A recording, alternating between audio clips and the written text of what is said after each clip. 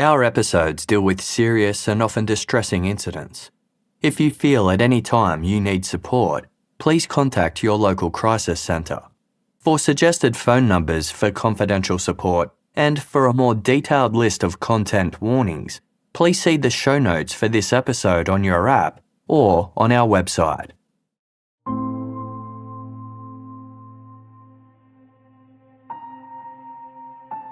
In many ancient civilizations, the oak tree was considered to be sacred. Some believed that the mighty oak held great healing powers or could facilitate communication with the gods. Oak trees can live for hundreds of years. It takes many years for them to bear acorns, and thus acorns are often used as a symbol of patience and maturity. With their tall, sturdy trunks, deep roots, and sprawling branches, today the oak tree continues to be viewed as a symbol of strength, power, stability, and protection. From a young age, Andrew Gosden was fascinated by science. A gifted, straight-A student, he effortlessly soared through school, winning mathematics competitions at a European level. His above-average intellect eventually earned him a place in the United Kingdom's National Association for Gifted and Talented Youth, a government scheme aimed at the country's top 5% of students. When Andrew read that an acorn planted in a tub could grow into a miniature oak tree, he had to try it for himself. He enlisted the help of his father, Kevin, who was always willing to support Andrew's curiosity and encourage his love of learning. Kevin gathered up a few discarded acorns, and together the father and son planted them into tubs at their Victorian terrace home in Balby, a suburb in England's South Yorkshire region. Now all they had to do was wait.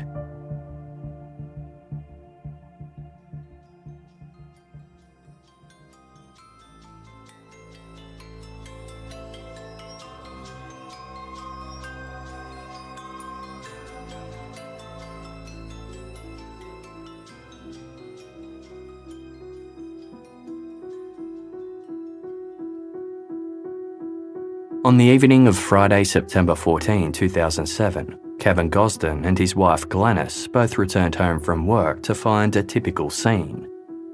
School had only just returned after summer holidays, and the couple's children, 14-year-old Andrew and his 17-year-old sister Charlotte, had settled back into their familiar routines. For Andrew, this meant using his spare time to do the things he enjoyed most, playing video games in his family's converted cellar, or playing snooker on the half-sized table in his bedroom. Although he had a small group of friends he spent time with at school, Andrew was a shy, quiet teen who was content with his own company. He preferred spending time at home alone over going out and socialising, and could often be found with his face buried in one of his well-read books. When Andrew didn't surface to say hello, his parents thought nothing of it. They assumed Andrew was busy with one of his hobbies and would come out when dinner was ready. Dinner was always a special time for the Gosden family to come together and connect. Kevin and Glenys began unpacking groceries and preparing for the meal. They were being joined that evening by the family's vicar and close friend, Alan Murray, who lived nearby. The Gosdens were Anglican, but Kevin and Glenys wanted their children to make up their own mind about religion rather than having it forced upon them.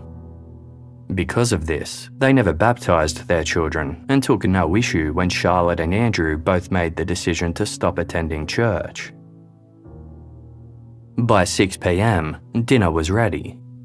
The parents called out to their children to come and join them.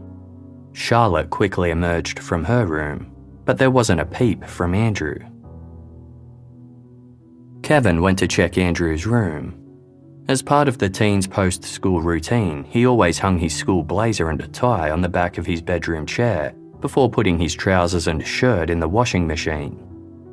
This evening was no different. The blazer and tie were on the chair, and the rest of Andrew's uniform was in the wash. but there was no sign of him anywhere throughout the house. Andrew was the type of person who left a note even if he was just ducking to the corner store, but there was no note to be found. Although this was strange, Andrew's parents weren't overly concerned. Andrew had friends who lived nearby. They assumed he'd gone to visit one of them and had lost track of time. Andrew didn't have a mobile phone, so they couldn't call or text him. He'd had a couple of phones in the past, but had barely used them before managing to misplace them altogether. He could be quite absent-minded at times and simply wasn't interested in the devices. He'd even rejected his parents' offer of a new one for his recent birthday, requesting an Xbox gaming console instead. The Gosdens called the homes of Andrew's friends, only to discover that he wasn't with any of them. They were also told that Andrew hadn't been at school that day at all. That Friday morning had started out like any other. Andrew had woken a little later than usual, but had still managed to get ready in time to catch the bus to school. Andrew attended Macaulay Catholic High, which was roughly 4 miles or a 15-minute bus ride from the Gosdens' home. At around 8:05 a.m, he said goodbye to his parents and left the house dressed in his school uniform. Shortly after this, Vicar Alan Murray recalled driving by Westfield Park, which was across the street from the Gosdens' home. He'd seen Andrew in his uniform as he passed by, but hadn't thought anything of it given that the park provided a shortcut to the school bus stop. With Andrew's uniform at home, but no sign of Andrew himself, the Gosdens didn't know what to think. They contacted Macaulay High. An administrator confirmed that Andrew had been absent that day. This was entirely out of character. Andrew had a 100% attendance record. The school had even issued him certificates attesting to his flawless turnout. One staff member had tried calling the Gosdens that morning to notify them of Andrew's unusual absence, but there hadn't been an answer. On reflection, the staff member realised they must have accidentally dialed the number listed either above or below Andrew's on the register, leaving his family out of the loop. Although it didn't explain why Andrew's uniform was at home, the Gosdens considered the possibility that he could have been involved in some kind of incident on his way to school. They searched the area surrounding their home before driving the route Andrew typically took to school. There was no sign of him anywhere. They called the local hospitals, but no one fitting the teenager's description had been admitted. When there was still no sign of Andrew by 9 p.m, his family contacted the police.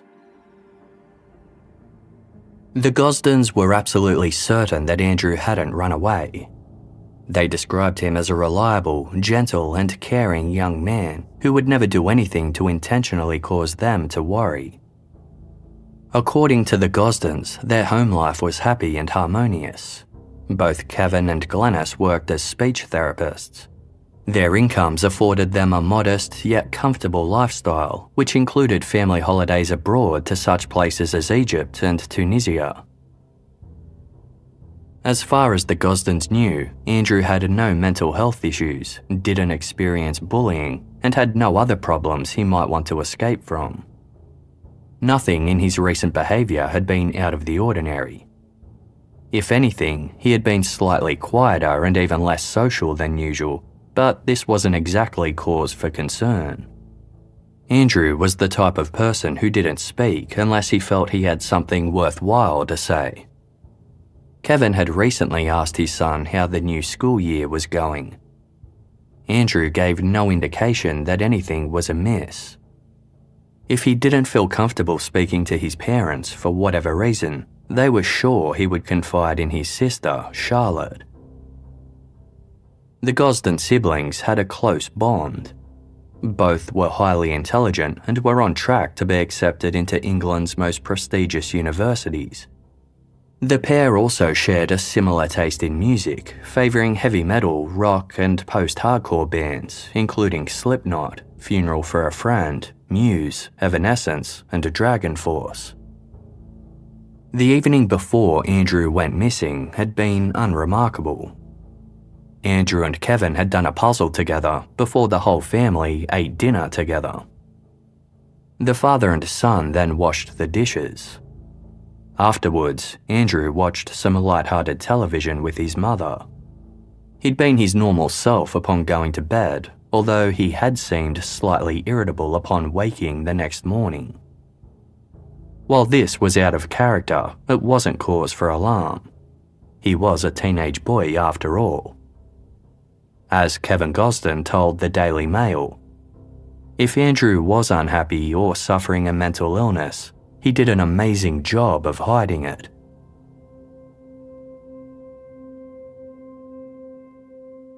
Andrew's bank account revealed that after leaving home that morning, he walked to a nearby petrol station and used the ATM to withdraw $200 of the £214 he had in savings. A neighbour of the Gosden family had a CCTV camera pointed towards the street. Its footage from that day revealed something highly unusual. At around 8:30 a.m, just after Kevin and Glenys left for work, Andrew returned home. Minutes later, he appeared back on the street, no longer wearing his school uniform, but jeans and a black Slipknot band t-shirt. He carried a black canvas satchel adorned with band patches that his sister had helped him sew on. Nothing in Andrew's room was missing besides his wallet, keys, and PlayStation Portable handheld gaming console. He didn't take the console's charger, nor did he take a jumper, despite the temperature dropping in the September evenings. To Andrew's family, this indicated that he didn't intend to be gone for long. But the fact that he ditched school and cleared his bank account without explanation left them completely baffled. Even if Andrew had run away, due to his age, police immediately categorised him as a high-risk, vulnerable missing person. They focused their attention inwards. Despite his family's insistence that Andrew was a happy, well-adjusted teen, experience had taught police that most young runaways were typically trying to escape from some kind of situation at home. They sat each member of the Gosden family down for an interview to see if they could uncover any signs that Andrew was being abused or neglected. The Gosdens were adamant that Andrew had an open and honest relationship with his parents, who were neither strict nor controlling. Kevin and Glenys trusted their children implicitly and supported their need for individuality and independence. Although police took Andrew's disappearance seriously, of the roughly 70,000 youths under 16 who ran away in the UK each year, 80% returned within 24 hours. 91% returned within 2 days. Statistics indicated that it would likely be a matter of time before Andrew Gosden returned home. Located 85 miles north of Doncaster, the seaside town of Whitby was a much-loved vacation spot for the Gosden family. Andrew adored Whitby and knew the area well. If he was going to take off for whatever reason, there was a good chance this would be the place. Over the weekend, friends of the Gosdens travelled to Whitby to scour the area for any sign of Andrew. They checked his favourite haunts, asking if anyone had seen the teen.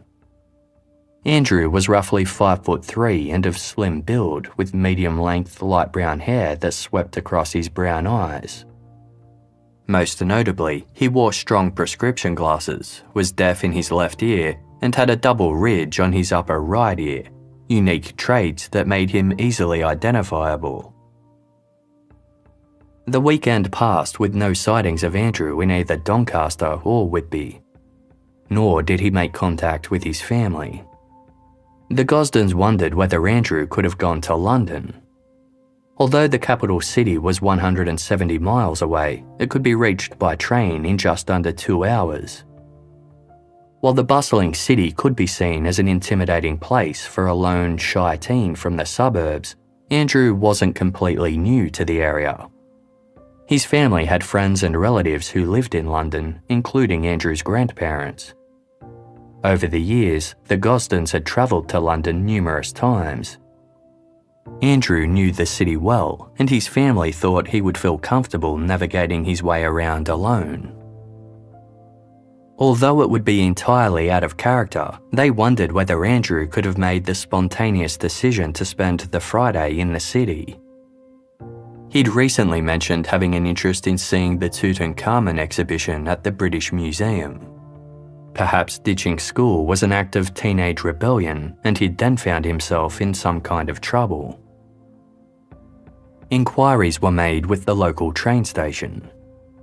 When the employee who had been working the sales counter on Friday morning was questioned, she distinctly remembered serving Andrew. He had bought a one-way ticket to London's King's Cross station, departing at 9:35 a.m. She recalled the interaction because Andrew looked young to be travelling alone. But more notably, he had refused her offer of a return trip, even though it only cost around 50 pence more.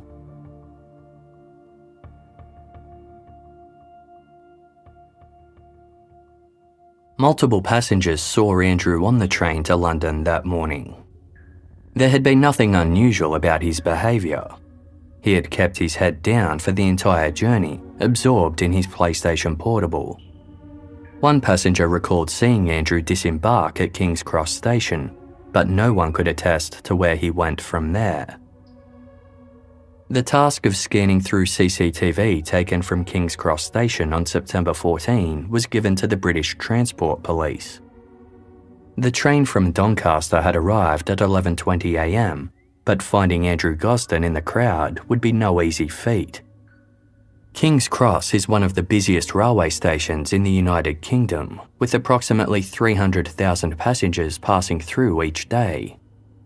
Those assigned to the job were unable to locate Andrew among the throng. The fact that Andrew had travelled to King's Cross was a major revelation, but it raised even more questions. Over the summer holidays, Andrew's parents had given him the option of going to London to stay with his grandmother, but he'd refused. So why go there now without asking for permission? The Gosden family got their hands on a copy of the latest edition of Time Out, a free weekly guide detailing all the latest events happening in the city. They scoured each page on the lookout for anything that might have motivated Andrew's travels. Kevin had recently taken his children to London to watch Muse play live. It was the first major rock concert that Andrew had been to, and he thoroughly enjoyed the experience. The Gosdens looked into what other bands were playing in London on Friday, September 14, 2007. They considered whether Andrew could have taken off to the city for a weekend of music and sightseeing. Perhaps he was following the mentality of asking for forgiveness rather than permission. American rock band 30 Seconds to Mars were playing that night at Brixton Academy. As far as the Gosdens were aware, Andrew wasn't familiar with their music. A prog metal band called Sixth were playing at the O2 Academy, Islington, which was about a 15-minute walk from King's Cross. Although the Gosdens didn't know if Andrew knew of Sixth, the band did have links to Slipknot. It was a significant show too, being the last time singer Mikey Goodman would feature on the lineup. Furthermore, Finnish rock band Him were doing an in-store signing at a HMV record store on the 17th of September, and Andrew was a fan of their music. If music wasn't the motivation, Andrew's parents wondered whether he could have gone to London seeking work experience. His sister Charlotte had done so at Andrew's age. It was possible he wanted to follow in her footsteps. The fact that he'd only bought a one-way ticket didn't seem too strange to the Gosdens. Perhaps he'd made a momentary error, wasn't entirely sure of his plans, or intended to spend the night with one of the family's friends or relatives. The problem with this theory was that none of these people had seen or heard from Andrew. Police made inquiries with each one and found nothing to indicate that they'd crossed paths with the 14-year-old. At the time, bus and tram travel was free for children under 16 in London, meaning Andrew would have had the means to get around town. But the £200 that he'd taken with him wouldn't get him very far in terms of food and shelter. This led to the possibility that Andrew was sleeping rough, making him vulnerable to the dangers that lurked in the busy city streets. If Andrew had left home without intending to return, it didn't make sense that he hadn't brought a change of clothes, or at the very least a warm jumper. Andrew was a creature of habit who enjoyed home comforts. For all his intelligence, he lacked street smarts. He also looked much younger than 14. His family didn't think he would willingly put himself in an uncomfortable, dangerous position. That led to another possibility.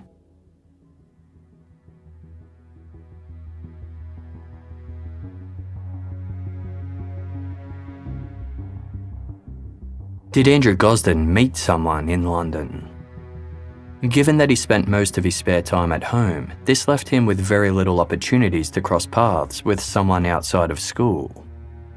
Ever since Andrew was a young boy, he'd attended Boy Scouts and church. In the months leading up to his disappearance, he'd stopped going to both. For his family, there was nothing suspicious about this.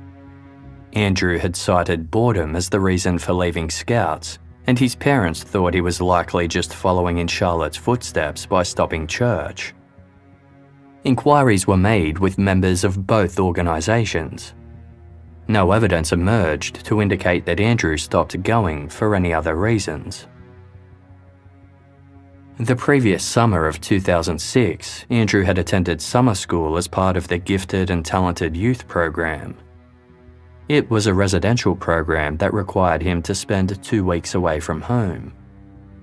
He'd embraced the experience and returned home in a great mood. Some speculated whether he could have connected with someone during this time, but there was no evidence to support this. Andrew's classmates and teachers were also unable to shed any light on why he travelled to London. The Gosden household only had one computer, a laptop that Charlotte had recently received for her birthday. Andrew had barely touched it in the 8 weeks since. He'd never shown much interest in computers. As far as his family was aware, Andrew didn't even have an email address. At the time, social media was still in its infancy, and Andrew had shown no desire to participate. Facebook and MySpace were the major networking sites, but Andrew didn't have an account with either platform. Examination of Charlotte's laptop failed to uncover anything to indicate that Andrew had been talking to anyone online. He hadn't conducted any online searches that hinted as to why he'd travelled to London or what his intentions were once he got there. Computers used by Andrew were also seized from his school and the local Doncaster library. Nothing was found on any of them that helped with the investigation. There was no inexplicable activity on the Gosden family's home phone line. Given that Andrew didn't have a mobile, this meant the only other way he could have accessed the internet was via one of his gaming consoles. Andrew's Xbox didn't have online capabilities, but his PlayStation Portable did. He would have been able to communicate with others using its text, voice, or video chat features. Doing so would require him to have an online account, which would in turn require him to have an email address. Checks with PlayStation's producer, Sony, revealed no such account existed for Andrew Gosden. The Gosdens' worst fear was that Andrew was groomed by a pedophile or sex trafficker and lured to London under false pretense. Due to Andrew's high intelligence, he was mature for his age and had always related particularly well to adults. Although Andrew had never expressed it, his family considered the possibility that he could have been struggling with his sexual orientation and had run away because he felt ashamed or too awkward to come out. If this was the case, it could also explain why he might be more susceptible to grooming by an older male. But with no phone or online activity supporting this theory, it remained to be seen how Andrew could have come into contact with a predator. In the week leading up to his disappearance, there had been a slight change in Andrew's routine. While he typically caught the bus to school, in the new academic year he'd twice chosen to walk instead, a 4-mile trip that took around an hour and 20 minutes on foot. The teenager could have been approached by someone during this time. He could have secretly been given a mobile phone which he used exclusively to speak with this person. The two could have made plans to meet in London for one reason or another, with the groomer promising Andrew a ride home, hence why he had only bought a one-way ticket. But Andrew's family told The Times that these long walks could have just as easily been practice for a future plan of wandering the streets. Kevin and Glenys Gosden travelled to and from London numerous times, scouring the streets for their son. They visited all the sites that he'd ever shown interest in, distributing missing person posters at every museum, train station, restaurant, and homeless shelter they could think of. They drummed up as much media as possible, doing whatever they could to keep Andrew's case in the public consciousness. Several witnesses believed they'd seen Andrew on the day he went missing. One alleged sighting took place at a Pizza Hut restaurant on Oxford Street, just a short walk from King's Cross Station. The way this witness described the boy's mannerisms led the Gosdens to believe that this sighting was credible, but the police were unable to confirm it.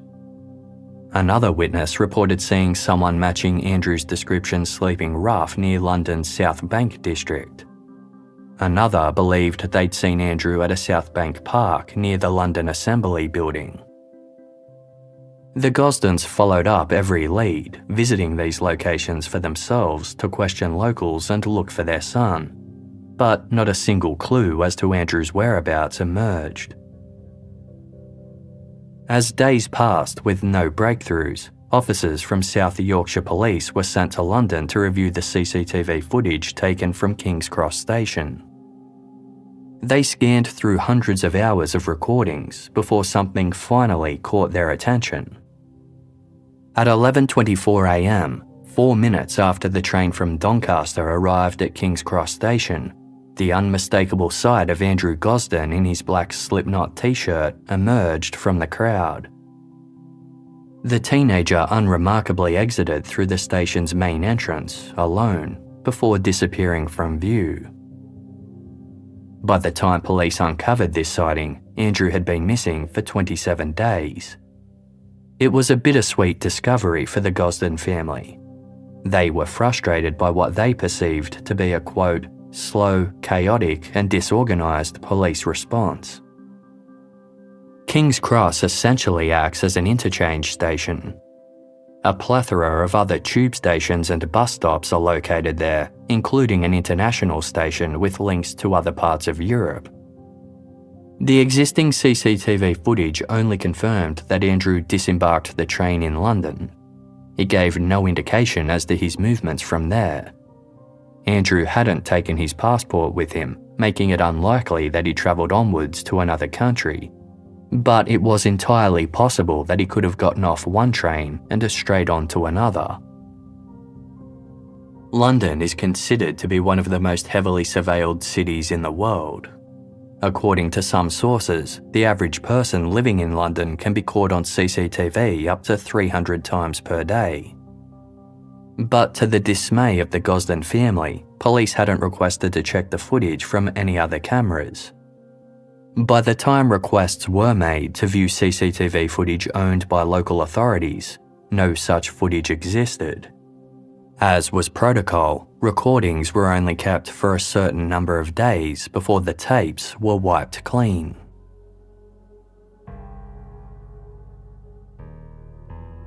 By Wednesday, October 17, over a month had passed with no word from Andrew.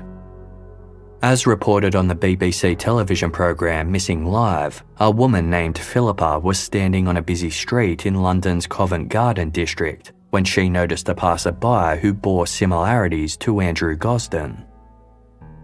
Philippa approached the boy and tried to engage him in conversation, remarking that he looked like the missing teenager.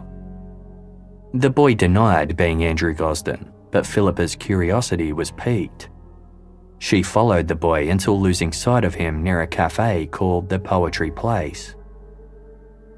Philippa reported this potential sighting to police. According to the Gosdens, it wasn't followed up until 6 weeks later. The location where Philippa spoke to the boy was outside of an office building. CCTV cameras were fitted to the entrance of the building, but weren't working at the time the alleged interaction took place. When shown a picture of Andrew Gosden, an employee at the Poetry Place thought she might have seen him in the cafe in the company of 2 girls.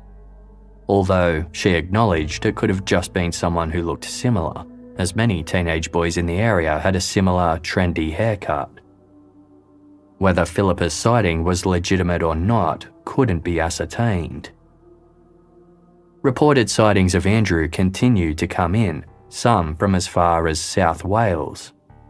According to Kevin Gosden, the police were either slack to respond to these leads or didn't follow them up at all. Kevin believed that their focus remained on uncovering why Andrew had left home, rather than what happened from there.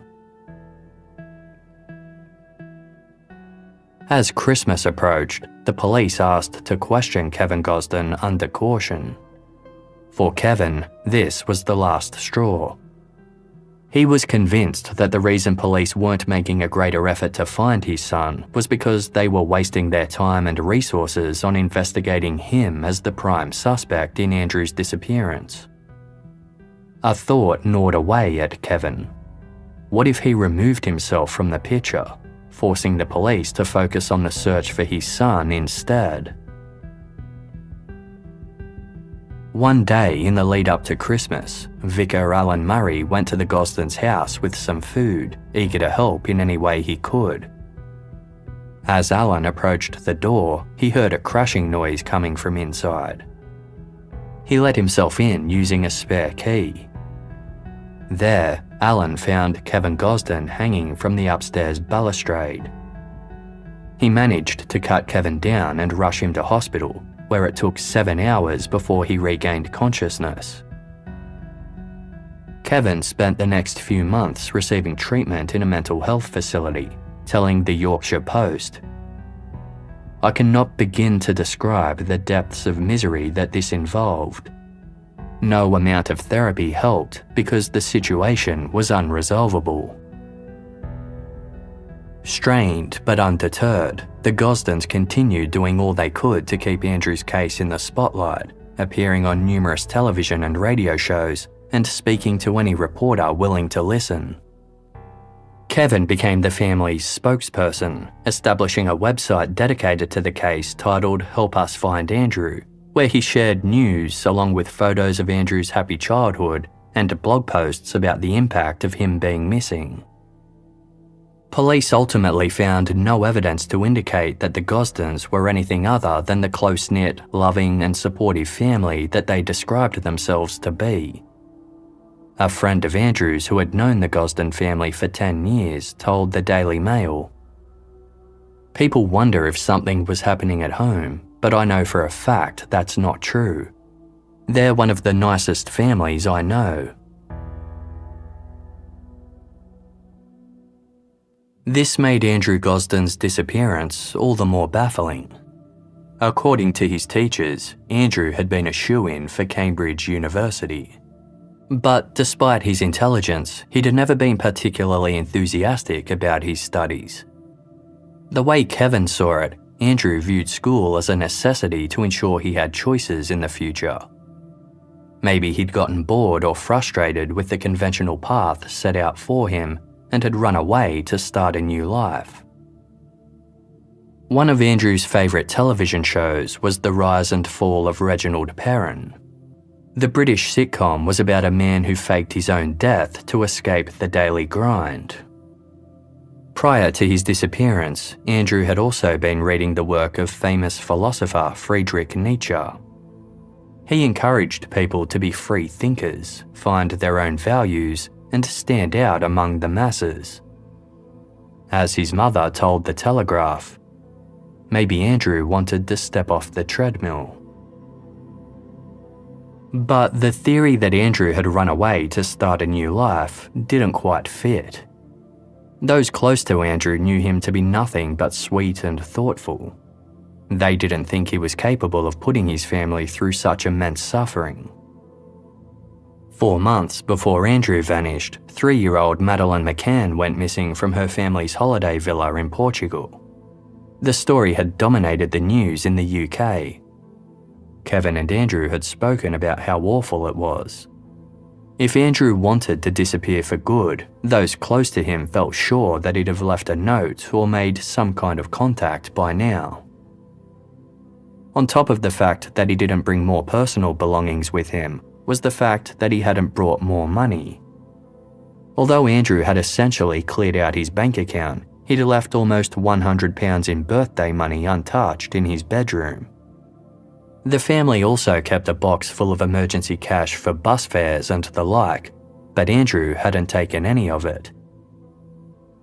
Given Andrew's age and the fact that he looked even younger than his 14 years, it was unlikely that he could have secured legitimate work or started a new life without adult help. His disappearance was also highly publicised. If Andrew was squatting somewhere, sleeping rough, or had gotten caught up with the wrong crowd, it seemed mind-boggling that someone, somewhere, wouldn't have recognised him. Before Andrew went missing, he'd expressed his desire to grow his hair long and dye it black. If he was trying to evade detection, he could have just as easily shaved his head or bleached his hair blonde. Even if he did alter his looks, there was no getting away from the unique double ridge on his upper right ear. That led to the next possibility. The reason that Andrew hadn't made contact or been found was because he was no longer alive.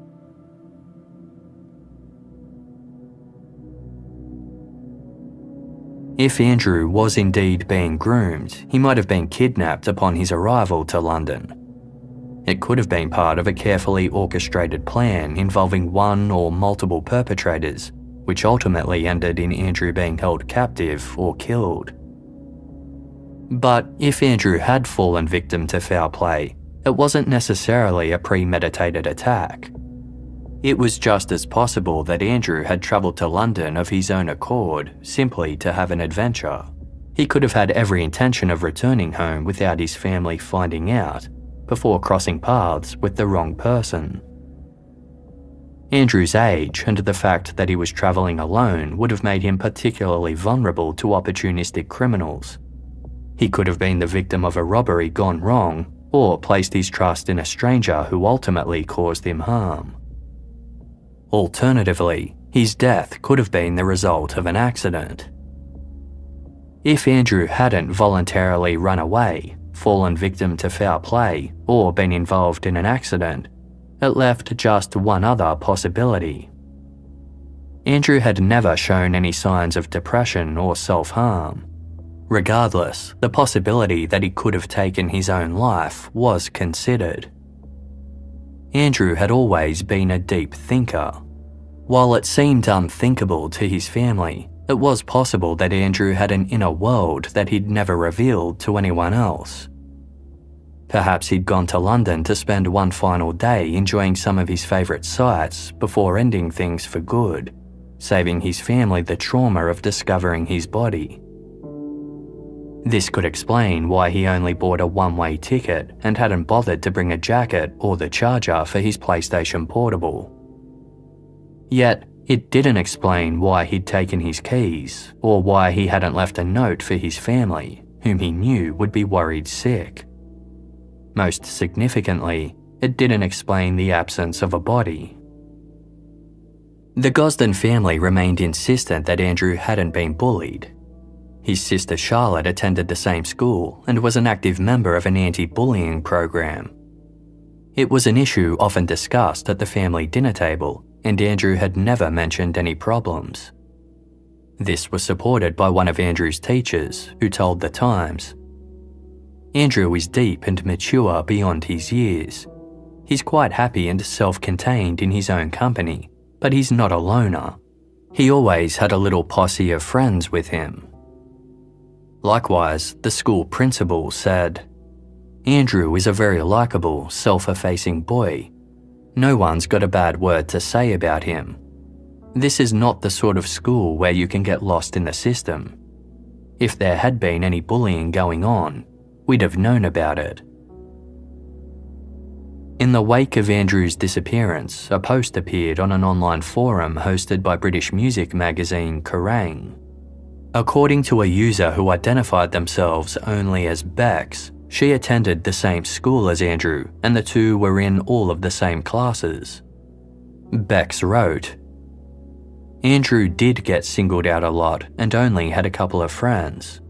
People bullied him. They wonder why he ran away." If true, it offered a reason why Andrew had recently avoided taking the school bus. It also explained why he ditched school completely, sought a new beginning, or took his own life.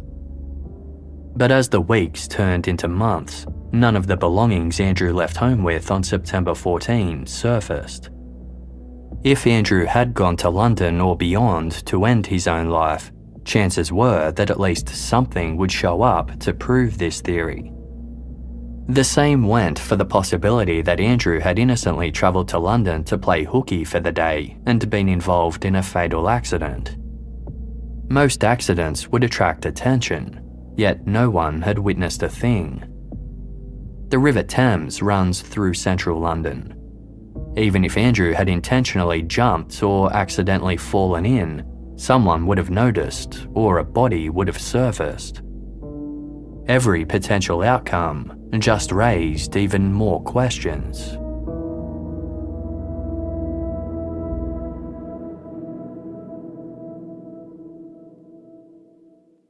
By the time Andrew Gosden had been missing for a year, a total of 122 unconfirmed sightings had come in from all over the UK.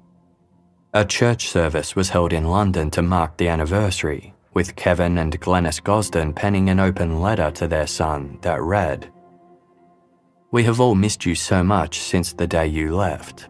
Not a day goes by that you are not in our minds constantly. If you should ever read this, forget about any water under the bridge and please have no fear about making contact with us. We do not care where you have been or what lifestyle you choose for yourself. We only want to know that you are safe and well and to help and support you if we can. We remain as proud of you as we have always been and love you deeply." In conjunction with the anniversary, Andrew's face was printed on milk cartons in Iceland as part of a widespread missing persons campaign. A month later, Kevin and Glenys shared their story on BBC's popular current affairs program, The One Show. Within hours, the intercom buzzed at the Leominster police station, a market town 150 miles southeast of London. The station was located in a business park and the desk wasn't manned around the clock. Instead, visitors could announce their arrival via an intercom outside. A male voice said he wanted to report a sighting of Andrew Gosden. An officer was sent down to take the details. By the time they arrived, the man was gone. Shortly after, an anonymous letter arrived at the BBC offices. The author claimed to have been the man who fled from Leominster Station. He said that Andrew had been spotted in the town of Shrewsbury, 150 miles northwest of London. Police were unable to verify this claim or even confirm that the two informants were one and the same, adding to what Kevin Gosden described as a new form of subtle torture. He told the Doncaster Press, "Andrew knows that part of the world. We've been on holiday there, but we don't really know enough. Perhaps there's somebody that knows something that we don't. But the longer it goes, the more we get thinking he's probably either dead or not free. If he's still alive, I suspect that he'll wait until his 16th birthday next July to show his hand. Andrew's birthday came and went with no breakthroughs. Since Kevin's suicide attempt in 2007, he'd been unable to work, plagued by depression, anxiety, and post-traumatic stress disorder. He did everything he could think of to find his son. He relayed messages to Andrew through the media, begging him to let them know he was safe. He emailed schools across the country and appealed to the gay community, telling Andrew that his family loved him unconditionally no matter what. He attended concerts and music festivals of bands he thought Andrew might like, handing out flyers and scanning the crowds for anyone who bore a resemblance to his son. Kevin said, "I've really just run out of ideas now. I suppose this is the last hope of finding out what has happened." An ongoing concern for the Gosdens was how much Andrew's appearance could have changed in 2 years. With the photos of him as a baby-faced 14-year-old still circulating, they worried that if Andrew was still alive, he might be unrecognisable. On the 2-year anniversary of Andrew's disappearance, his family worked with the charity organisation Missing People to produce several computer-generated images of what Andrew might look like with the passing of time. The images brought some comfort to his family, with Kevin remarking, "It's reassuring to look at that and think, yes, I'd know you anywhere." By May 2011, 3.5 years had passed with no developments. The Gosdens were growing increasingly certain that Andrew hadn't run away.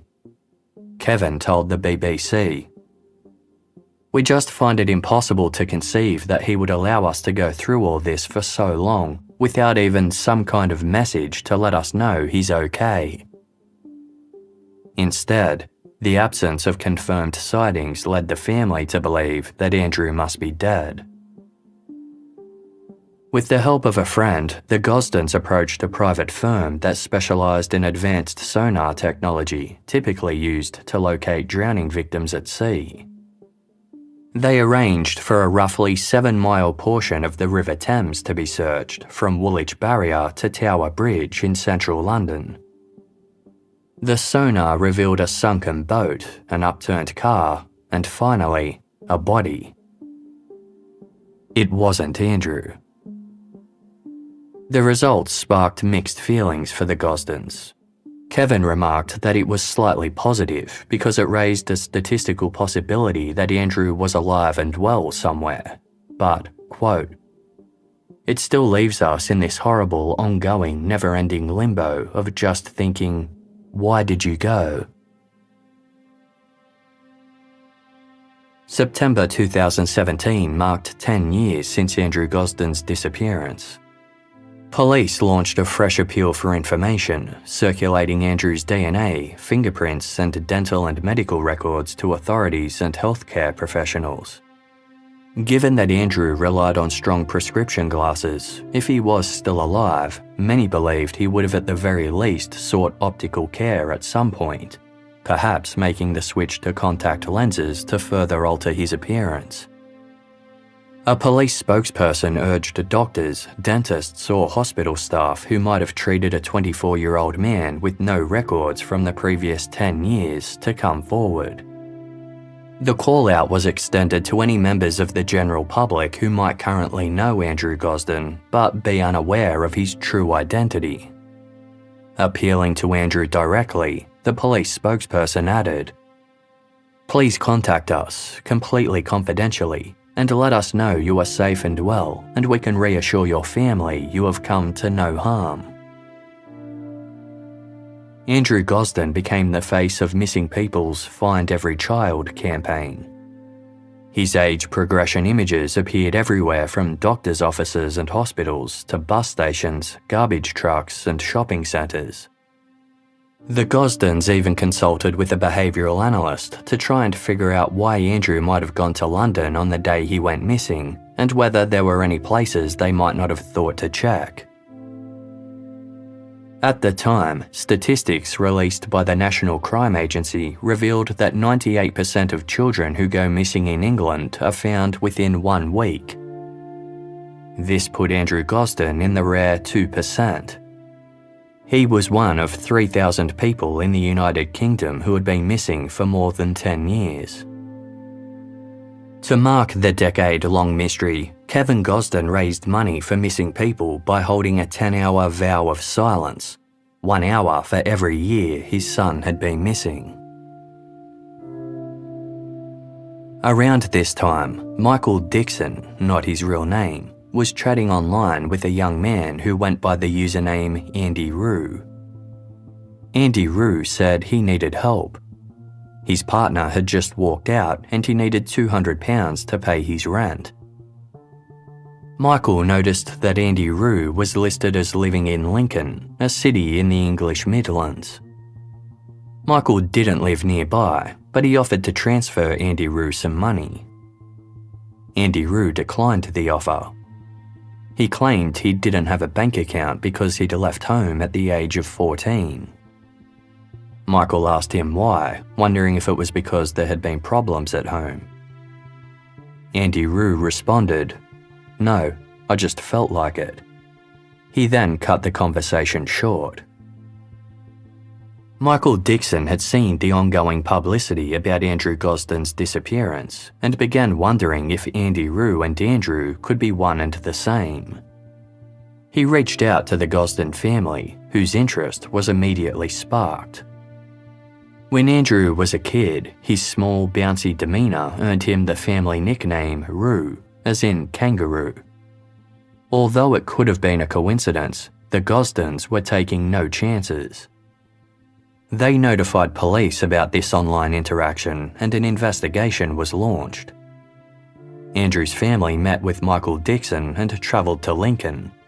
They made inquiries with locals and thousands of missing persons leaflets were distributed around town. 4 possible sightings were reported, but none of them turned out to be Andrew Gosden. Meanwhile, police made inquiries with the chat provider, the name of which has not been made public. The website administrators had recently made changes to their system, during which a lot of the user data was lost. No information about who owned the Andy Rue profile was able to be ascertained. The Gosdens continued to work with specialists to release age progression images of what Andrew might look like as the years went by.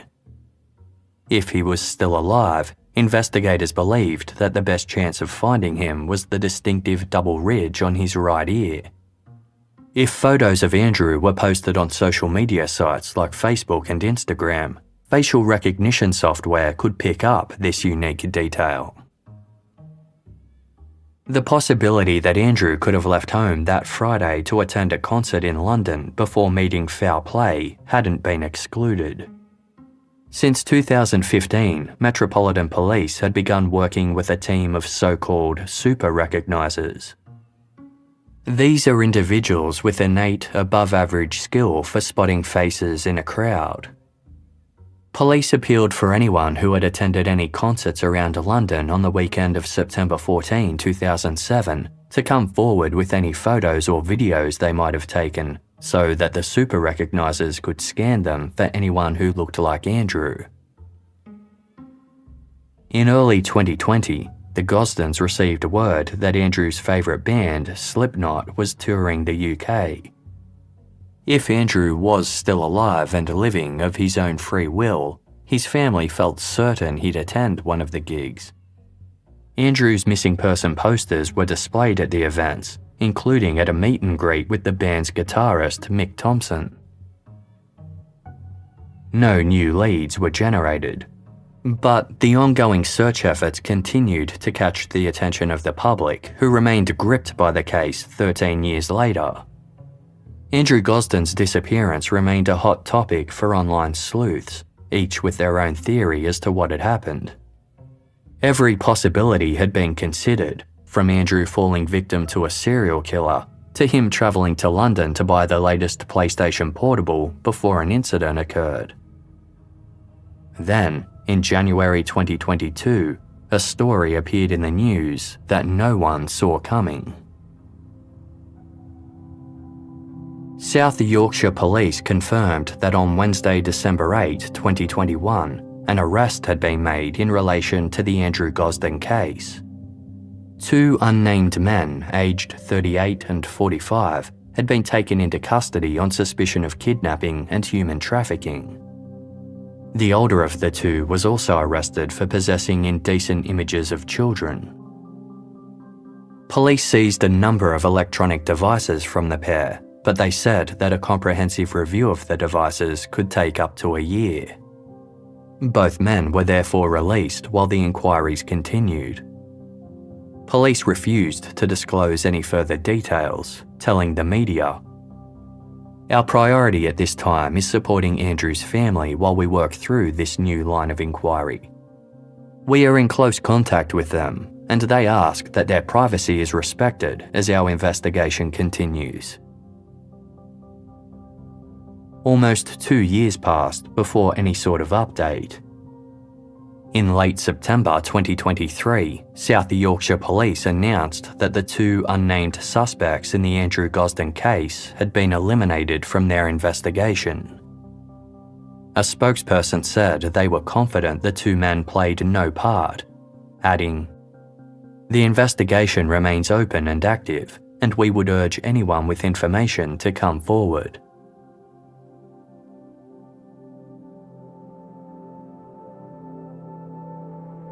Kevin Gosden told the Thin Air podcast that if his son's disappearance has taught him anything, it's that a child can have the most secure and comfortable life and still think the grass might be greener on the other side. He is now an ambassador for the charity Missing People, educating young people about how to stay safe if they are thinking about running away from home, or what to do if they already have and want to return. Kevin told Woman's Own magazine, "I hate the idea that Andrew might have had a problem he felt he couldn't tell me. That's why I implore all parents, talk to your children. Let them know they can tell you anything, and tell them if they ever consider running away or make a foolish decision, there are people who can give them the proper support they need." Although Andrew's bank account hasn't been touched since his final withdrawal on September 14, 2007, his family continues to top it up just in case. His room has since been repainted and decorated, but his presence is still strong. His favourite t-shirts are still sitting in a drawer, and his prized gem collection displayed on a shelf. The Gosdens have never changed their locks, just in case. July 10, 2023 marked what would have been Andrew's 30th birthday. He had now been missing for longer than he was around. Throughout these years, Kevin Gosden continued to nurture the acorns that he helped Andrew plant when his son was just 10 years old. Just as Andrew predicted, several of the acorns sprouted and grew into miniature oak trees. Kevin gradually replanted them over the years, keeping one in his own back garden. By Andrew's 30th birthday, the oak tree stood at 6 feet tall and had sprouted acorns of its own. On his blog, Kevin wrote, "As Andrew's oak tree bears the fruit of the acorn, we hope that awareness of his case bears the fruit that others are helped to find positive solutions in their lives, and that other families are spared the pain that too many of us live with every day." In the 16 years since Andrew Gosden uncharacteristically caught the train to London and mysteriously went missing, no evidence has ever emerged to indicate whether he is alive or dead, and none of the belongings he left home with have ever been found. Kevin Gosden finds comfort in the fact that one of his last memories with Andrew was a happy one. The night before Andrew went missing, the father and son did the dishes together after dinner. As they stood in the kitchen with tea towels in hand, Kevin gave Andrew a quick hug and told him, "I love you." As Kevin wrote on his blog, "I am glad that is one of the last things I ever said to him." Andrew is never far from his parents' minds. Racked with ambiguous loss, Kevin ashamedly admitted to The Sun that he sometimes felt envious of parents whose children had been murdered, because at least they had closure. He described the experience of not knowing as an endless cycle of horror, explaining, "The pain is like when you have a little kid and you turn your back for 2 seconds and they vanish, but then you find them again. That horrible, panic-stricken, gut-wrenching feeling you have in that moment goes on and on and on forever for us." Glennis once described it as someone coming up to you and sticking a knife in your guts. Normally it would hurt, but the knife would be removed and the wound would be stitched up and heal after a period of time. With this, someone has stuck the knife in, but you have to walk around with it and it's always there, always hurting, and getting twisted frequently and regularly.